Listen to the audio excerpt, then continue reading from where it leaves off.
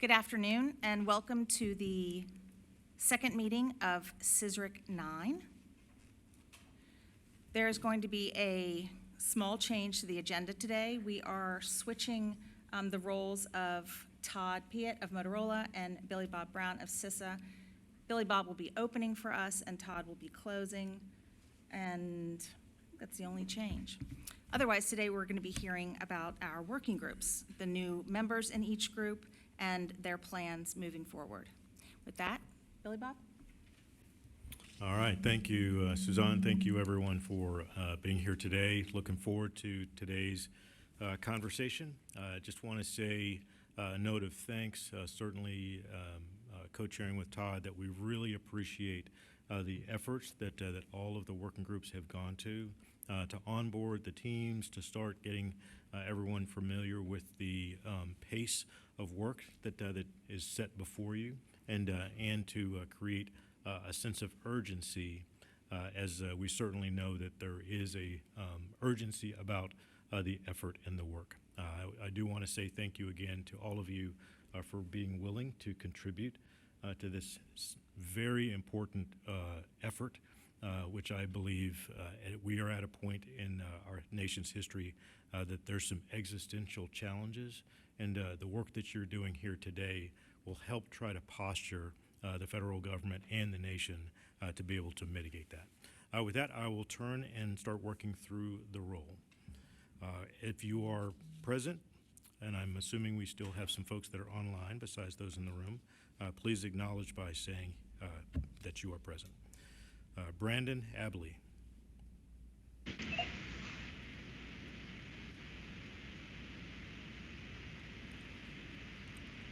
Rob Adelfer.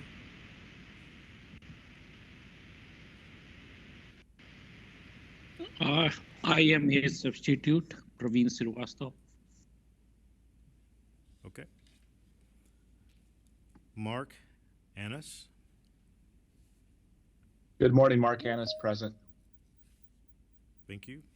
Previn Atreya.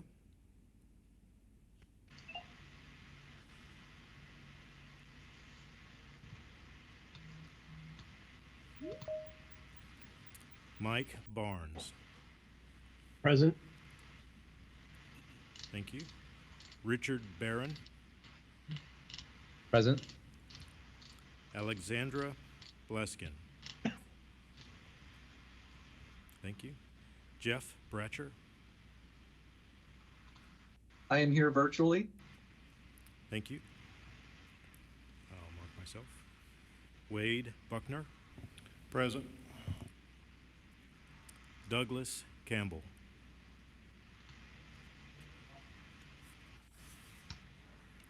Brian Daly. Good afternoon, Brian Daly, present. Thank you. Stephen Devine. Present. Thank you. Andrew Drozd. Andrew Droz present. Thank you. Luis Eduardo.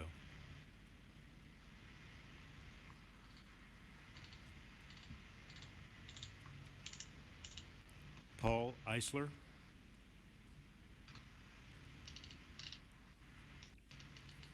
Bob Everson. Hi, Bob Everson, present online. Thank you. Craig Fugate.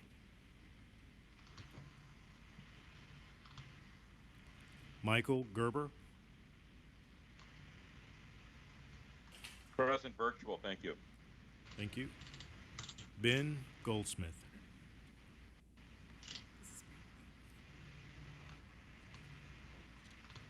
Vijay Gubrani. Present, virtually. Thank you. Natnil Habatian.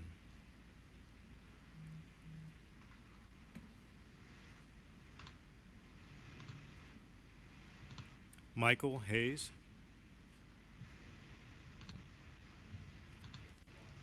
Stephen Hayes. Present, online. Thank you. Jason Hogg. I apologize for any mispronunciations. Puneet Jain.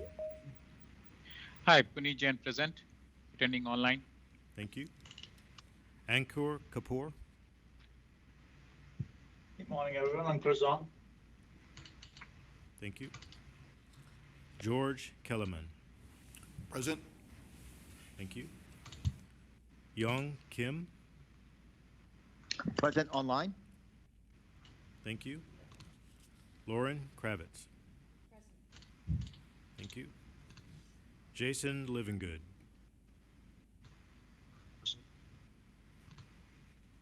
Tim May. Present online. Thank you. Martin McGrath. Present online. Thank you. Susan Miller.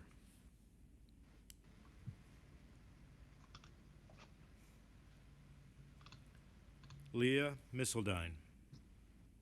Present online. Thank you. Douglas Montgomery.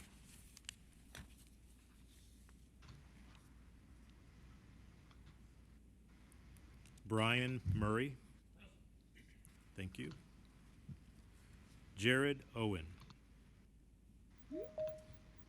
Present. Thank you.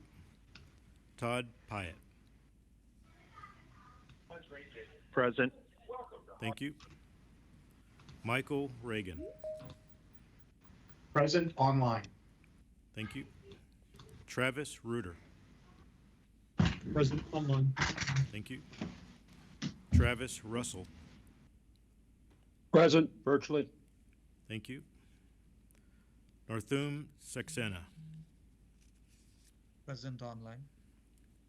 Thank you. Tim Schramm. Present online. Thank you. Peter Scott. Present. Thank you. Sean Scott. Present online. Thank you. Ashley Strickland. Present. Thank you. Brian Tegmeyer. Present online. Thank you. Rickon Thackler.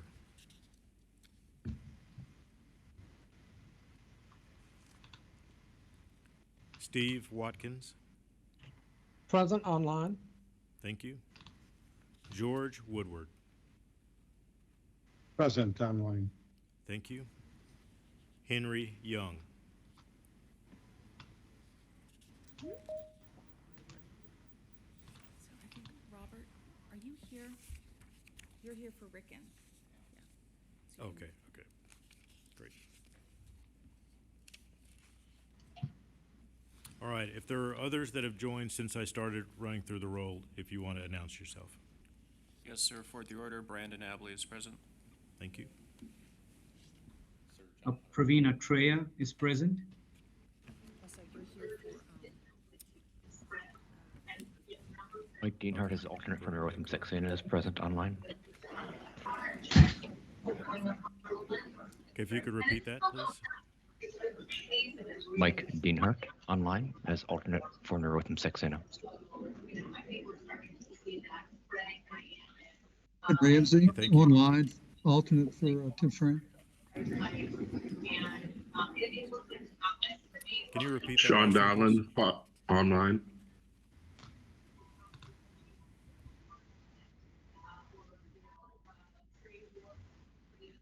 if you're here for as an alternate for a member, please make that clear and/or just say present for your member's name on the roll call. Thank you. Would the last person that announced please repeat? Sean Dowland, alternate for Tim Young.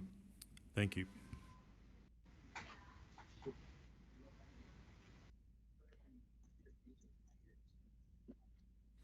All right, thank you, everyone.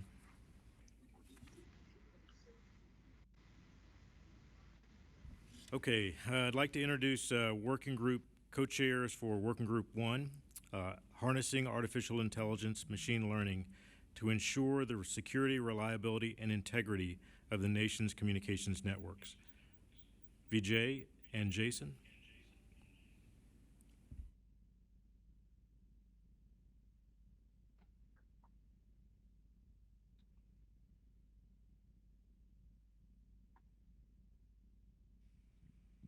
Could you please turn on your microphone? Sorry, can you hear me now? Is that better? All right, cool. Do I need to repeat myself, or is it everybody? Okay, sorry about that.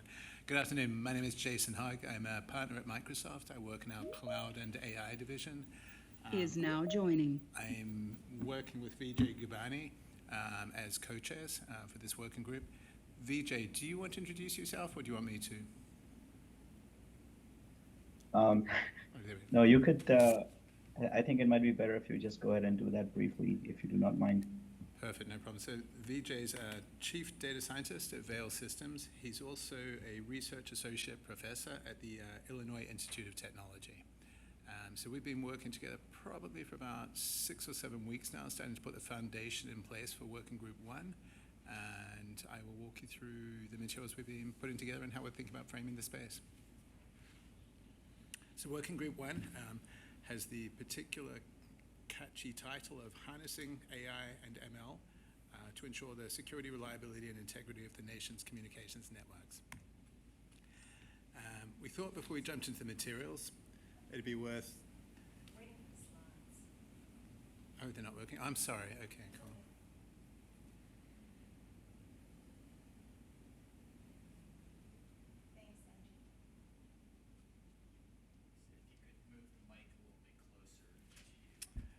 Sorry.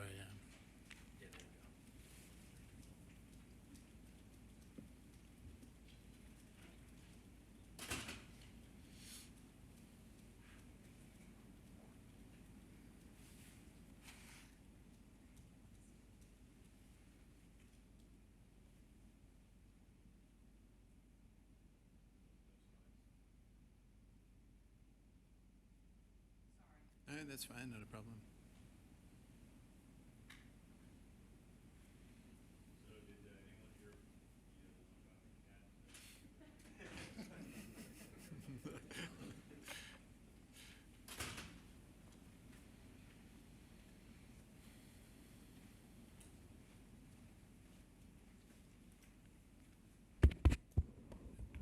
Check 1, 2. Yep, it's working. Is it the microphone that we're concerned about, or the slides? Oh, the slides. I'm sorry. I'm generally referred to as the soft-spoken Australian, so that's the... I need to remember to project.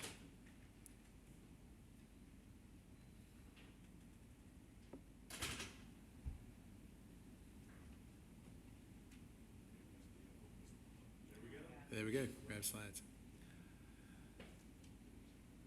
All right, so Working Group 1. So the FCC has, of course, provided a great summary of the goals for Working Group 1. At the end of the day, it sort of really boils down to a reasonably simple question, which is, how does AI and ML affect the security and reliability of communications networks, and how should we think about mitigating these challenges that the technologies pose? And while I say that's a reasonably simple sort of description of the problem statement, it's actually a really complex space to actually tackle. First of all, telecommunications networks are very complex, both the networks that are in place and the actual networks that are being designed for the future. Secondly, the domain of AI and ML is actually moving extremely quickly. Lots of innovations occurring very rapidly. You can see in the top right-hand corner of the slide just a small set of models that are available in the sort of in the marketplace. So with such a rapid rate of development and such complex sort of technology to map the challenges to, what we want to do is sort of make sure that we don't try to boil the ocean. The first paper in particular has got fairly broad scope. It would not be possible to actually think about how to apply AI and ML to all parts of a carrier's network with all types of AI and ML models. So as we walk through these slides, we'll talk about how we're thinking of narrowing and framing the problem, trying to tackle some of the key problems now, but also starting to think about maybe future CSRICs and how they could actually tackle the problems. Next slide. All right, so the working group, we have 3 objectives, 3 different papers that we're targeting creating. The first one is a report on the threats posed by AI and ML systems to the security, reliability, and integrity of networks, and recommendations for how to overcome them. The second report that we're targeting is a recommendation for best practices for the FCC and for industry on the ethical and practical use of AI and ML. And the third report that we're focusing on is best practices for the use of AI, ML systems, specifically intended for the public safety network. Next slide. So with such a complex domain and such sort of a large number of scenarios, what we're thinking of doing is sort of essentially trying to work out sort of what the different areas of focus are. And this is quite important because we've got a very large working group. And so there's, right now, if you sort of think about communication networks at the heart of the actual working group sort of charter, there's 3, maybe 4 different scenarios around which we also want to be sort of overlaying how we're thinking about what the security and reliability sort of challenges are. The first one is how AI and ML applies to existing fixed wire networks, 4G networks and 5G networks. So that's the top left-hand corner quadrant that you see here. Then, of course, there's the how does it apply to future wireless networks, 6G in particular. Then there's also what are the implications that comes down to public safety systems, E911, those sorts of systems. And then there's a fourth quadrant, which I'm not sure, we weren't sure if it was directly in scope for this working group or not, but that's essentially what are the sort of implications for consumers of technology running on communications networks. So I don't know if that was explicitly stated, so that's what we're sort of putting in there to consider, and as we actually narrow the scope of the working group in the coming weeks, we'll think more about that. Any questions on the framing slide? All right, next slide, please. So the working group itself, we have 33 members, 11 alternates. We had our inaugural meeting on September the 11th, where we did sort of introductions, welcomes, started to talk a little bit about sort of the charter, our deliverables, initially how we're sort of thinking about the problem space. And then since then, we've established our meeting cadence. So we've agreed every other week, we're meeting for an hour on Thursdays. First official sort of meeting moving forward to be October the 3rd. Next slide, please. So one of the things that's super exciting about this working group is just that we've got an amazing mix of folks from amazing different backgrounds and companies. I'm going to go through the actual working group names right now. So obviously it's Vijay Gabani and myself as co-chairs. We have Mark Anes, and I apologize if I mispronounced that, from the City of Riverside Office of Emergency Management. We have Praveen Atreya from Verizon.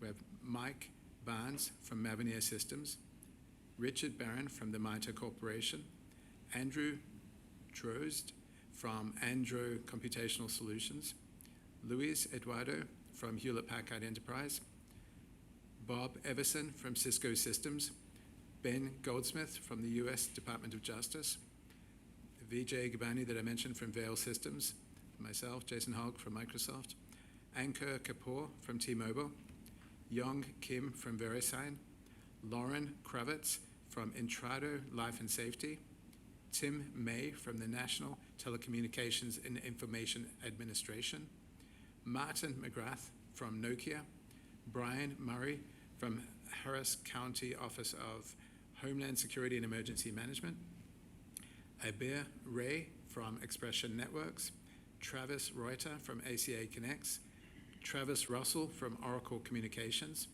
Narotham Saxena from US Cellular, Peter Scott from Public Broadcasting Service, Rikin Thakur from NCTA, the Internet and Television Association, Henry Young from BSA, the Software Alliance, Chris Bennett from Motorola Solutions, Craig Bowman from Futuri, Matt Carruthers from Cox Communications, Christina Shakur from Ericsson, Mark Grubb from the Cybersecurity and Infrastructure Security Agency, Salman Mavasti from Advanced Computer Concepts, Jonathan Petit from Qualcomm, Peter Santhanam from IBM, David Valdez from CTIA, and Dong Song Zhang from the U.S. Department of Commerce.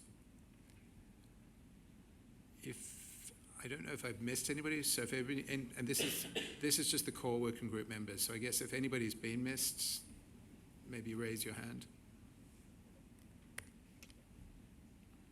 Fantastic. Next slide. So in addition to the actual working group members, we also have alternate working group members. I don't believe I read these out, or would you like me to? No, okay, perfect. All right, so I sort of mentioned what a complex space we've got, both in terms of the complexity of the telco network and the fast-moving, fast-paced sort of rate at which AI is moving at. With no time constraints, we would probably want to spend a lot of time thinking about AI, ML, security, reliability, availability in the general sense. Then we'd probably want to start thinking about how it applies to communications networks.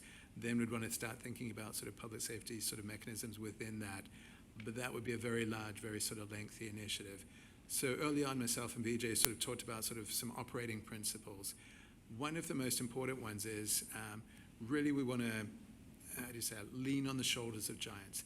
Identify where there's existing materials that exist, where they're relevant, build on those. And so when it comes to AI and ML security in the general sense, there's some really great papers that have already been written. One of them from NIST, the National Institute of Standards and Technologies, which is focused on adversarial machine learning.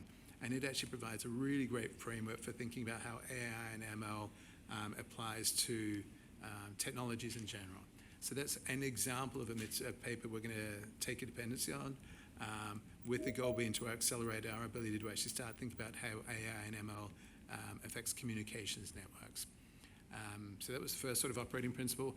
The other one that's sort of important is that there's other working groups, obviously within this CSRIC 9, where we think by actually having our members participating in those working groups will help us ensure that the materials that we're developing are relevant to those other working groups.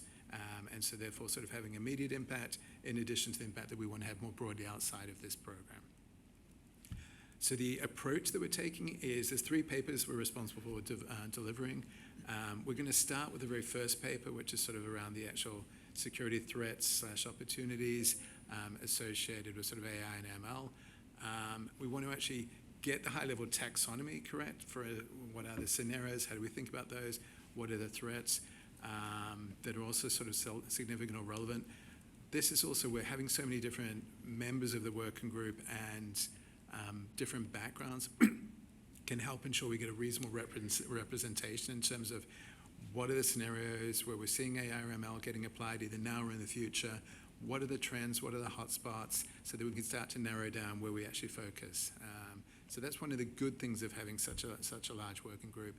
The challenge, of course, is with that many people in the working group,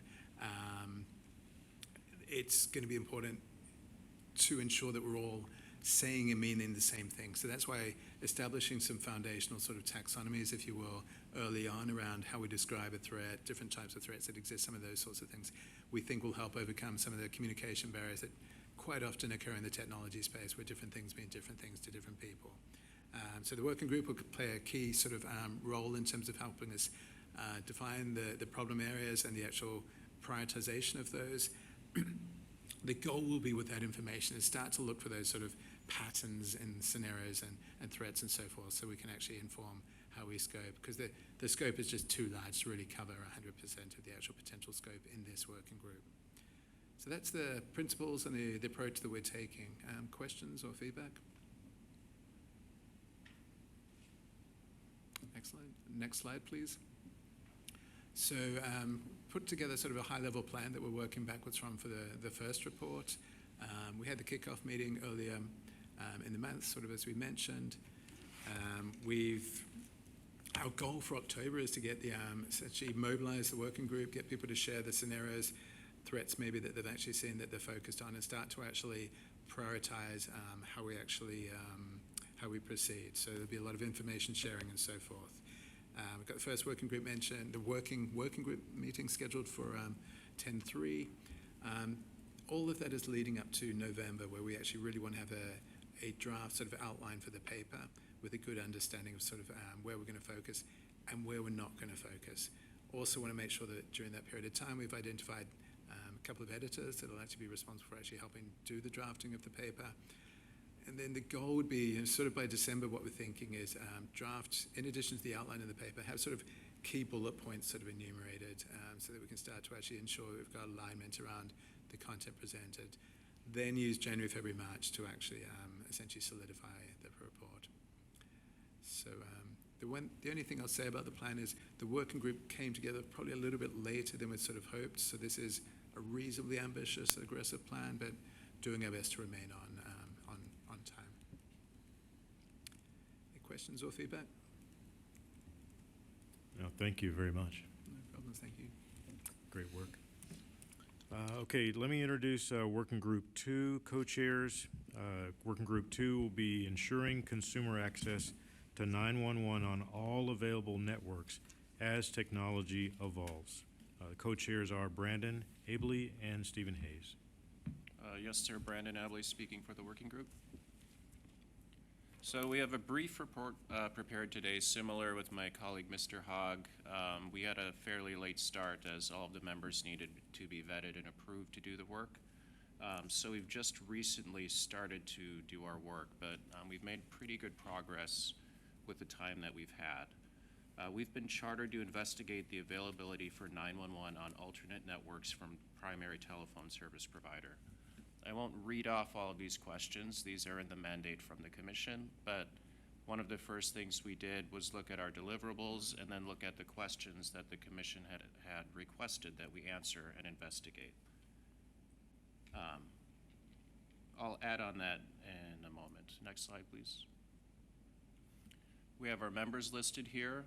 Myself, Brandon Abley, Chief Technology Officer for NENA, co-chairs with Mr. Stephen Hayes with Ericsson. We have our full list here. We have our alternates on the following page. I will spare the CSRIC from reading all of them off. So next slide. Actually, Brandon, if you wouldn't mind reading off the members, not the alternates, but the members. This is kind of the official announcement of who's in each working group. Okay. Thank No you problem. so much.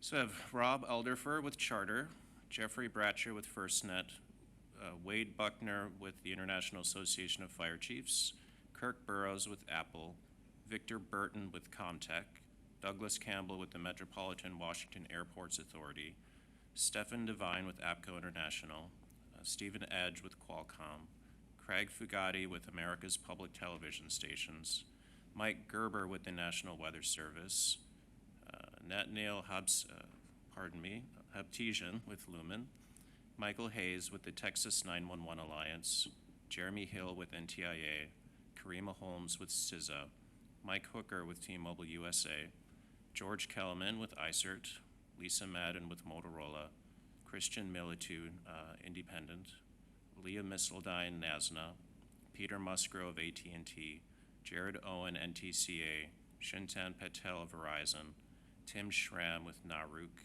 Sean Scott with Secular, Christian Segura with CTIA, Dave Sennert with Rapid SOS, John Snap with Intrado, Kelly Springer with AT&T, Ashley Strickland with Tipton County Emergency Communications District, Brian Tegmeyer with the U.S. Department of Transportation, Fabricio Velez in Digital, Steve Watkins Cox, and Christy Williams with NCT 911.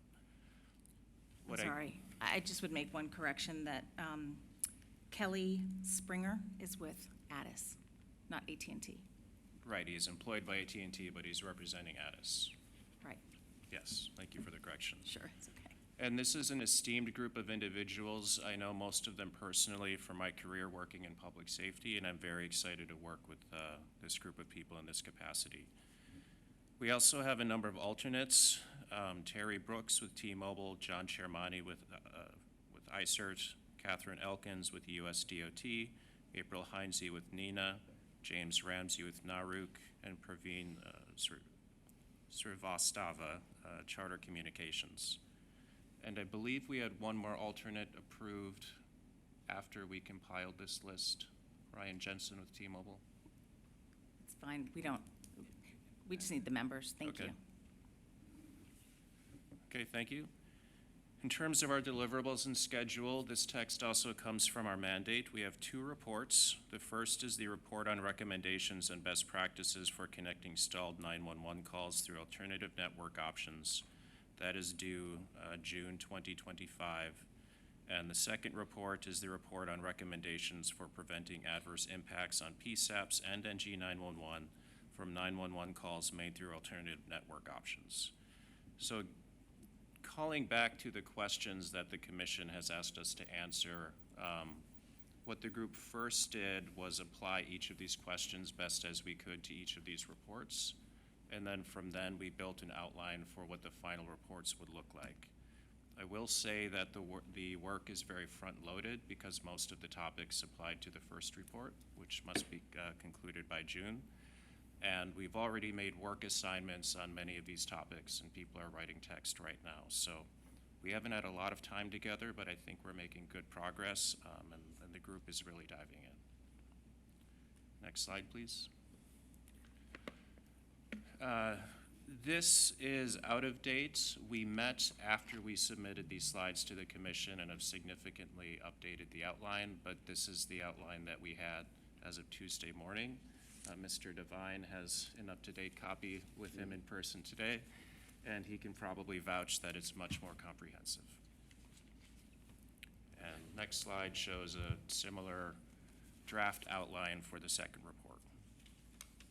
Next slide, please. Our next steps, obviously, are to finalize our work plan. We have largely finalized that, but we haven't assigned each of the research topics to members yet.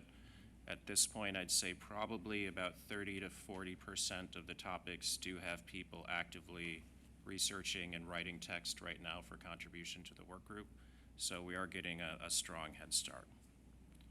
And that concludes my remarks. I stand for any discussion or questions. All right, thank you.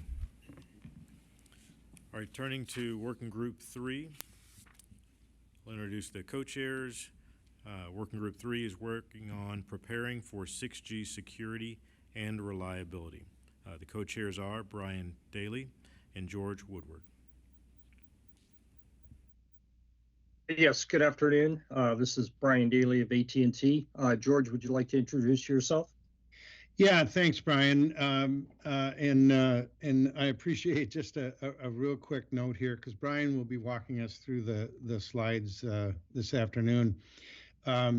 Much like what was said earlier, it's a bit of a daunting task, but ours is fairly narrow in the sense that it's a 6G security and reliability, and we've got a little bit of time, a runway before 6G is commercial, but far ahead of that will be the standardization specs and an assessment of vulnerability, and that's what our group will be focused on. Brian and I have both done this before, and we came into this with just a basic understanding that we'll be drawing upon previous CSRIC good works, and very specifically from my case, the 5G Open RAN CSRIC 8 work that was done. In the middle of that, we'll take, or just following that, we'll be pulling from industry, and Brian will talk more about that in his short presentation. And then, of course, lastly, as was said earlier, an important part of what we're doing, especially because of the length of the on-ramp here, is setting in motion a foundation that can be used by subsequent future CSRIC groups. So thanks, Brian, and thanks for the opportunity. Okay, very good. Thank you, George, for your opening comments. So why don't we go ahead and move to the next slide, please? So just some background for our tasks.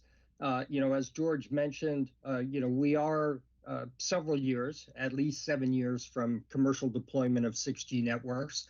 And what I'm showing here are some of the timelines that the industry is looking at. Certainly the most concrete timeline is the ITUR timeline for what they call IMT 2030, which lays the base for the radio foundation for the next generation. On the right side, we see an illustration of the 3GPP Release 20 timeline, which is anticipated to be the first 3GPP release for specifications of 6G. And then following that will be a Release 21, again, marching toward that 2030 timeline in step with what's being done in the ITU. Certainly, we'd like to applaud the Commission for seeking early recommendations. We, all want to see secure and reliable 6G networks and services. And starting at this point in time, as the standards are just evolving, certainly is the right timeline in order to provide those early recommendations. Next slide, please. So further on the background, we are expecting 6G to see improvements in what we have in today's networks.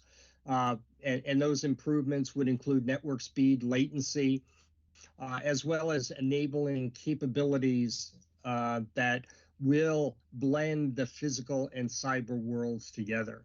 And certainly when we look at, some of the capabilities that are being discussed for IMT 2030, the full performance requirements haven't been developed yet, but we are looking at, latency, data rates, connection densities, and so forth that will all lead to enhanced capabilities that we'll see for IMT 2030. In addition to that, there will be new capabilities that will be introduced that we don't see in IMT 2020, which is 5G, and those will include sensing capabilities, AI related, interoperability, better positioning, more focus on sustainability, and of course coverage. And what I highlighted in the red with the arrow, certainly security and resilience is one of the capabilities, as well as reliability. The peak data rates, user experience, data rates, and latency certainly are the ones that we expect to see enhanced capabilities for. Next slide, please. So as we, continue with the background, some of our tasks are to examine and address security and reliability risks that will be unique to the emerging 6G networks and services. And we want to make an early foray into examining and addressing what are those potential security and reliability risks as we move into these emerging networks and services.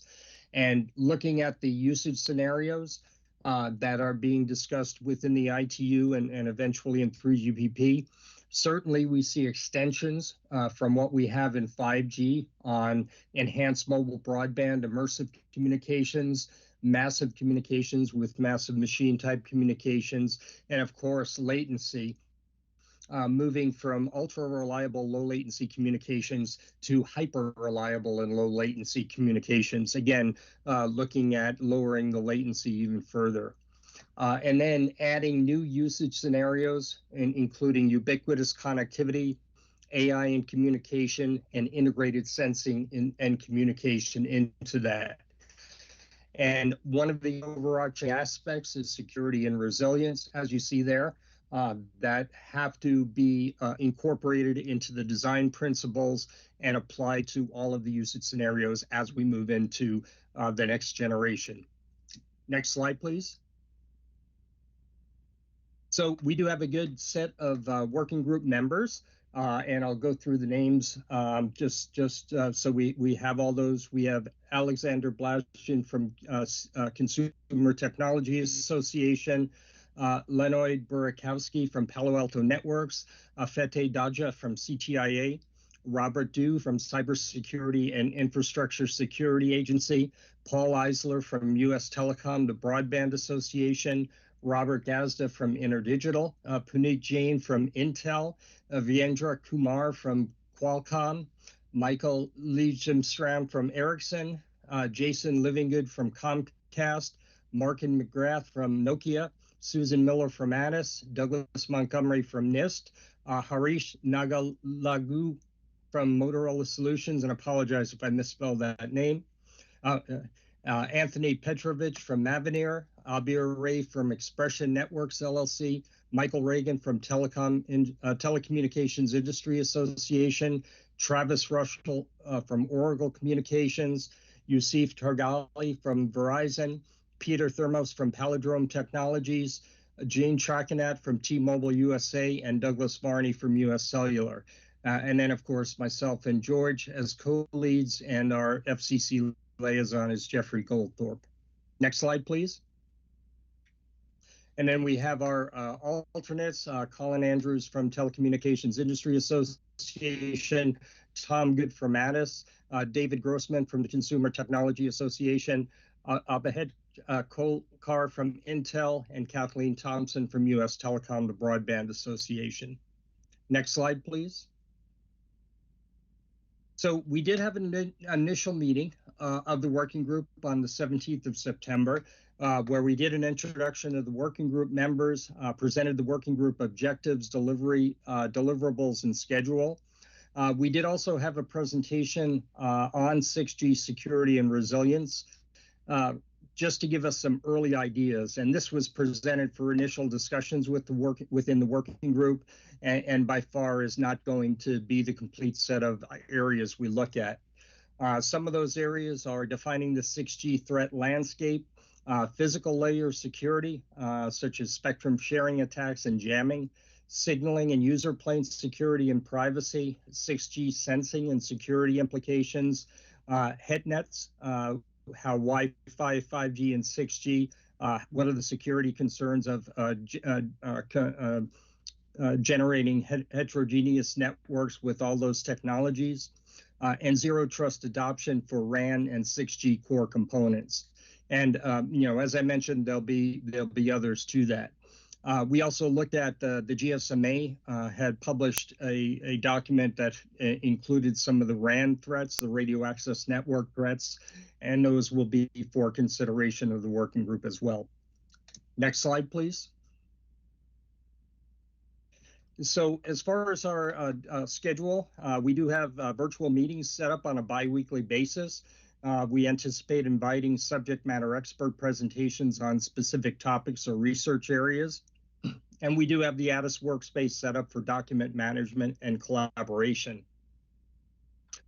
We will develop a plan for the development and deployment of reliable and secure 6G networks and services to minimize privacy risks.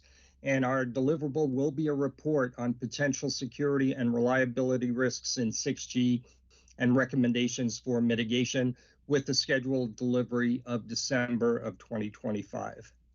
Well, with that, that concludes the report from Working Group 3. I'd like to thank you very much and open it to any questions.